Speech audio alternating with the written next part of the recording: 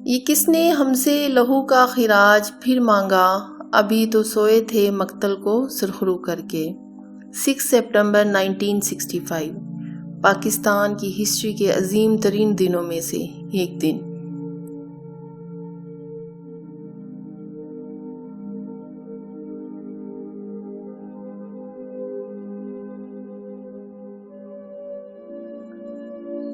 السلام علیکم دوستو، آج ہم آپ کو بتائیں گے کہ ڈیفنس ڈے کیوں سیلیبریٹ کرتے ہیں، اس دن کی تاریخی حیثیت کیا ہے۔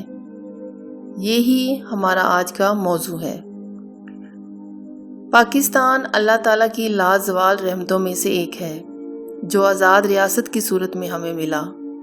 پاکستان دشمن کو اپنے قیام سے ہی ایک آنکھ نہ بھاتا تھا، جس کا واضح ثبوت یہ ہے کہ ہندو لیڈر پاکستان کے قیام کو ایک سنگین غلطی تصور کرتے تھے اور ہر حد کو پار کر کے وہ اس غلطی کا ازالہ چاہتے تھے۔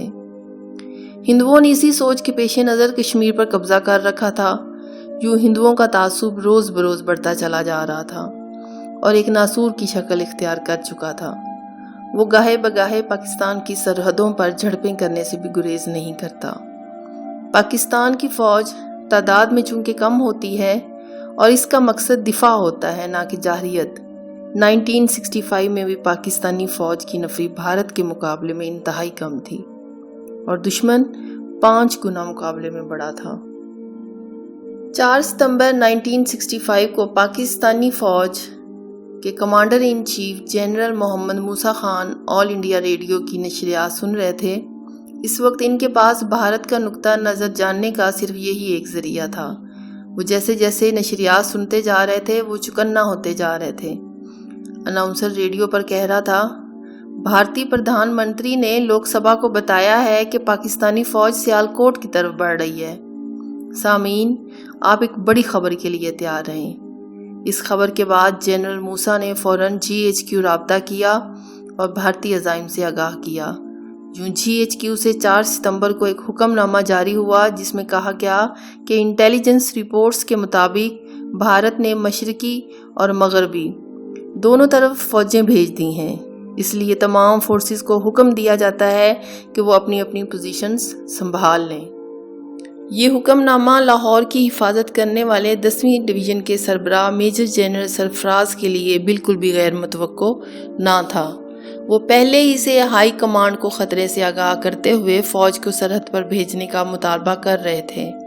سرحد پر تعینات رینجرز کے جوان بھی مسلسل خبریں دے رہے تھے کہ بھارتی علاقے میں بڑی تعداد میں گاڑیاں اور ٹینک آ چکے ہیں جو دشمن کے عزائم سے آگاہ کرتے ہیں۔ ادھر پاکستان ابھی جنگ کے لیے مکمل طور پر تیار نہ تھا۔ 1965 میں 25% فوج کے جوان چھٹیوں پر تھے۔ سرحد کے ساتھ جو بارودی سرنگیں نصب تھیں انہیں مونسون کی وجہ سے ہٹا دیا گیا تھا تاکہ پانی سے خراب نہ ہو سکیں۔ BRB نہر پر مورچوں کو اس لیے ختم کر دیا گیا کیونکہ ان کی وجہ سے نہر کا کنارہ کمزور ہو رہا تھا۔ لاہور میں واگا سے برکی روڈ تک کی ذمہ داری 10ویں ڈویژن کی تھی۔ اس سے آگے 11ویں ڈویژن کا علاقہ شروع ہو جاتا تھا جو قصور کے دفاع کی رسپانسیبل تھی۔ 11ویں ڈویژن 5 اور 6 سپٹمبر کی درمیانی رات کو سرحد پر پہنچ گئی۔ دونوں ڈویژنز نے مورچوں اور دیگر انتظامات کرنا شروع کر دیے۔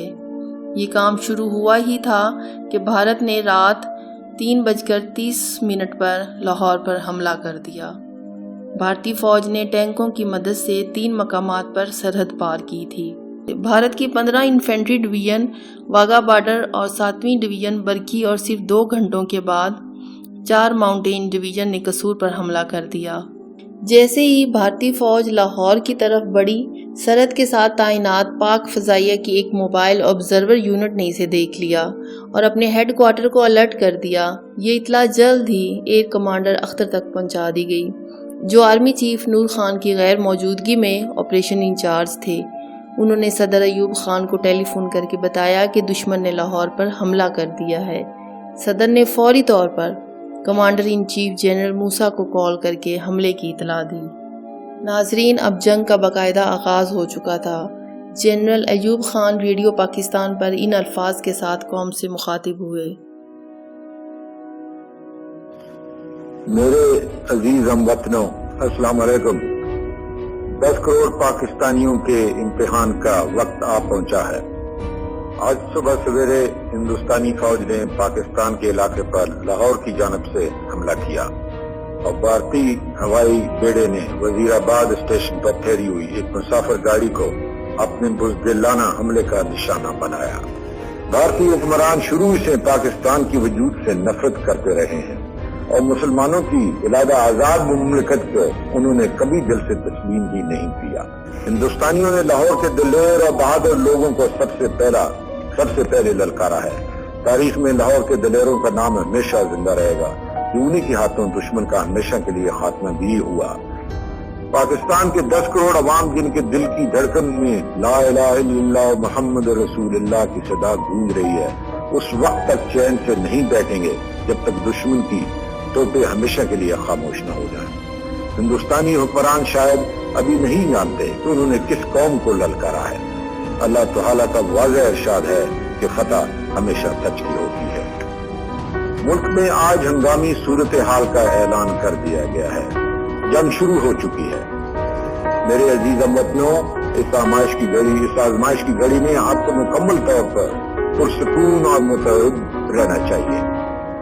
आप में से हर एक को एक अजीम फर्ज अदा करना है। ये फर्ज आप पूरे ईमान और वफादारी से अदा कीजिए। अल्लाह ताला जो रहीम व करीम है, आपको जरूर कामयाबी बख्शेगा।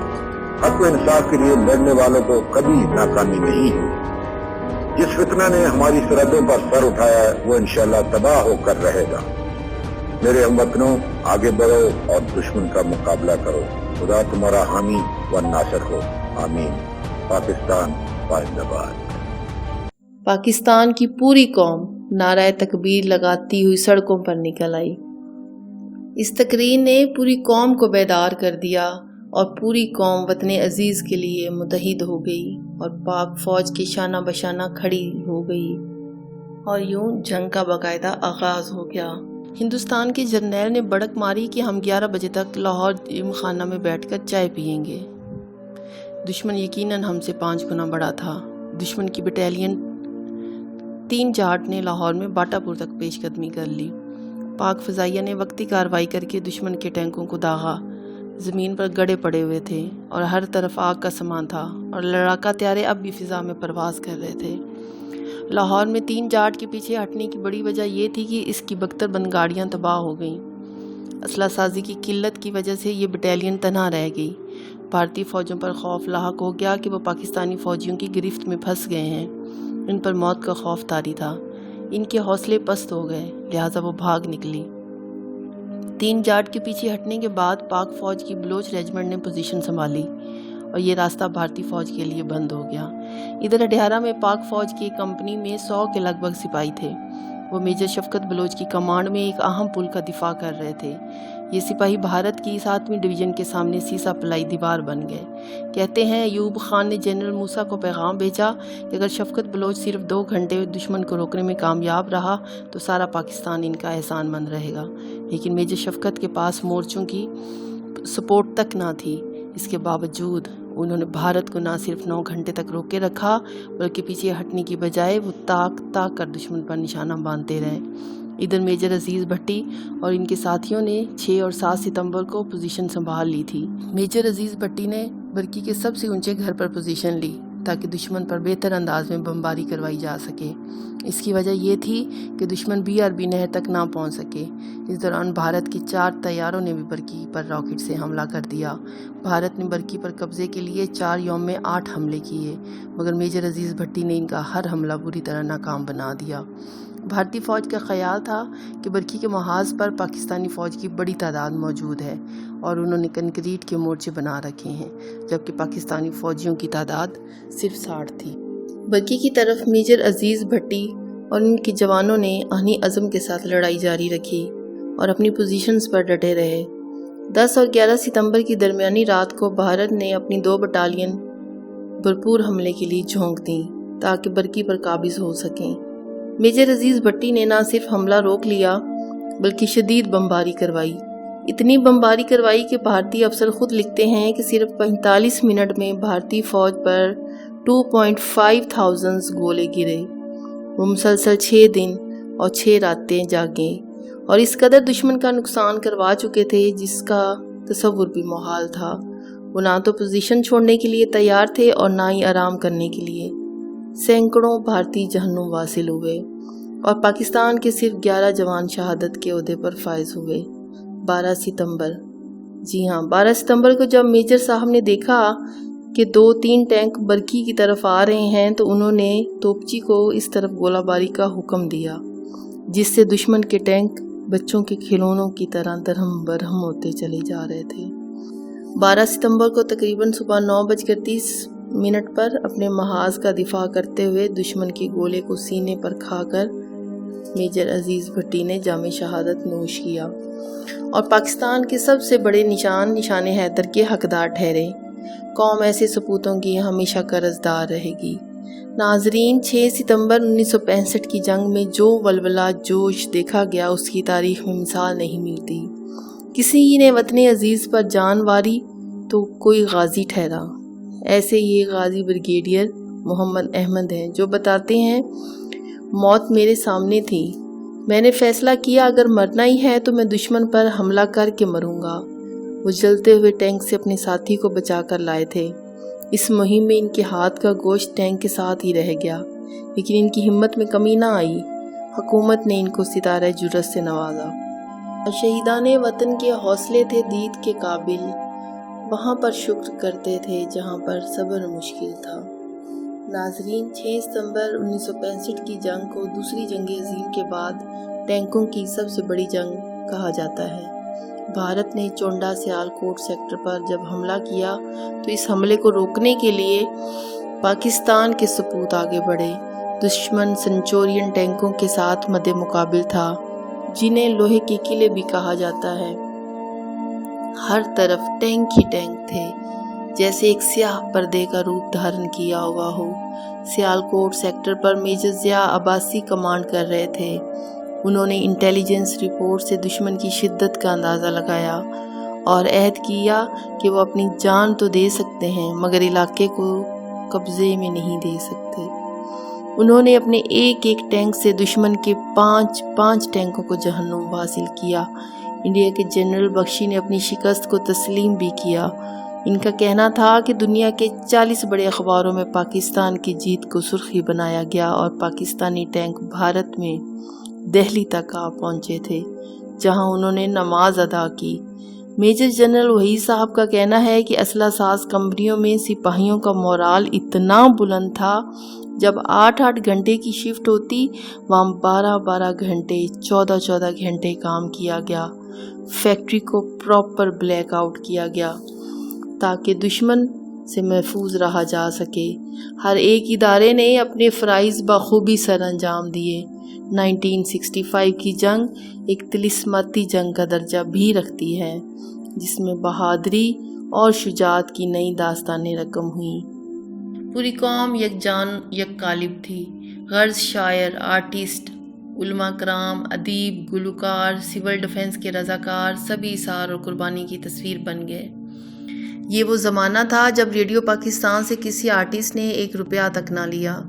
جگہ جگہ ریلیف کمیٹیاں قائم تھیں۔ لوگ قطاروں میں کھڑے ہوتے اور خون کی عطیات دیتے۔ جب شہداء CMH پہنچنے لگے تو کام کا پریشر اتنا بڑھ گیا تھا کہ زخمیوں کو ریسیو کرنے کے لیے نرسز موجود تھیں۔ جب جوانوں نے یہ دیکھا کہ ہمارے زخمیوں کو ہماری بہنیں اور بیٹیاں ریسیو کر رہی ہیں اور لاشوں کو تیار کر کے رکھ رہی ہیں تو ان کی آنکھوں میں آنسو آ گئے۔ انہوں نے یونٹس میں اعلان کروایا، شیرو دلیرو سینوں پر گولی کھانا۔ یہ جذبہ تھا 1965 کا۔ 1965 کی جنگ میں ایسے معجزات بھی دیکھے گئے جو عینی شاہدین بتاتے ہیں۔ وہ کہتے ہیں ہماری توپوں کی آخری حد سے بھی زیادہ 2 سے 3 کلومیٹر آگے دشمن کے ٹینکوں کی پوزیشنز تھیں اور ہماری توپوں کے گولے دشمن کے ٹینکوں تک نہیں پہنچ سکتے تھے۔ اس وقت ہم نے اللہ پر توکل کیا اور غیب سے مدد ملی۔ جیسے ہی ہم نے فائر کیا تو ظاہر ہے گولہ 2.5 منٹ سے 3 منٹ کا ٹائم لیتا ہے اپنی منزل پر پہنچنے کے لیے۔ 3 منٹ کے بعد وائرلیس سے ہماری فوج بتاتی ہے کہ دشمن کے ٹینکوں پر ٹھیک نشانہ بن رہا تھا۔ نہ اس سے پہلے کبھی توپ نے ایسا فائر کیا اور نہ اس کے بعد۔ ہزاروں واقعات ایسے ہیں، دشمن خود بتاتے ہیں کہ آپ کی فوج کے ساتھ وہ فوج کون تھی جس نے سبز رنگ کے لباس پہنے ہوئے تھے اور ان کی تلواروں سے شعلے نکل رہے تھے۔ ایک مقام پر دشمن بتاتا ہے کہ ہمارے ٹینکوں کے آگے دھندیں آ جاتی تھیں، غرض کہ یہ جنگ ہر لحاظ سے تاریخی جنگ تھی جس میں مسلمانوں کو غیبی امداد بھی ملی۔ 1965 کی جنگ 17 یوم تک جاری رہی۔ دشمن نے تھک ہار کر اقوام متحدہ سے جنگ بندی کا کہا۔ پاکستان نے دشمن کے بڑے علاقے پر قبضہ کر لیا جو کہ بعد میں اقوام متحدہ کی مدد سے واپس لیے گئے اور جنگ بندی ہو گئی۔ اس جنگ نے مسلمانوں کو غزوہ بدر، خندق اور احد کی یاد تازہ کرا دی اور دشمن کو منہ کی کھانا پڑی۔ میرے وطن یہ عقیدتیں اور پیار تجھ پر نثار کر دوں، میرے وطن یہ عقیدتیں اور پیار تجھ پر نثار کر دوں، محبتوں کے یہ سلسلے بے شمار تجھ پر نثار کر دوں۔ میرے وطن میرے بس میں ہو تو تیری حفاظت کروں میں ایسے، میرے وطن میرے بس میں ہو تو تیری حفاظت کروں میں ایسے، خزاں سے تجھ کو بچا کر رکھوں، بہار تجھ پر نثار کر دوں۔ پاکستان زندہ باد۔